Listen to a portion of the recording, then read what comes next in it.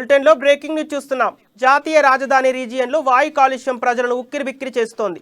ఆ ప్రాంతంలో మెజారిటీ కుటుంబాలు కాలుష్యం వల్ల ఇబ్బందిని ఎదుర్కొంటున్నాయి.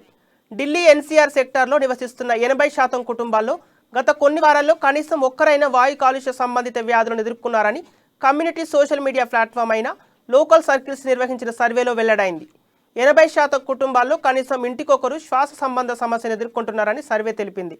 8,097 మందిలో 69% మంది గొంతు నొప్పి, దగ్గుతో ఇబ్బంది పడుతున్నట్లు సర్వే నివేదికలు వెల్లడించాయి.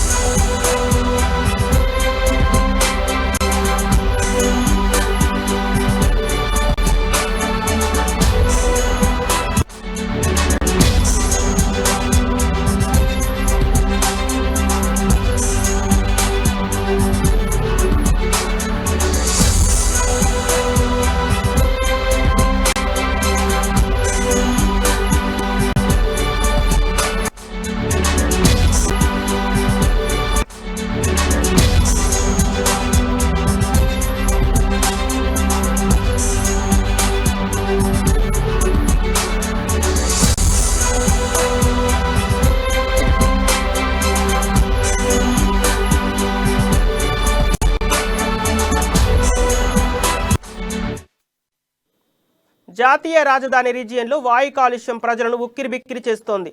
ఆ ప్రాంతంలో మెజారిటీ కుటుంబాలు కాలుష్యం వల్ల ఇబ్బందిని ఎదుర్కొంటున్నాయి.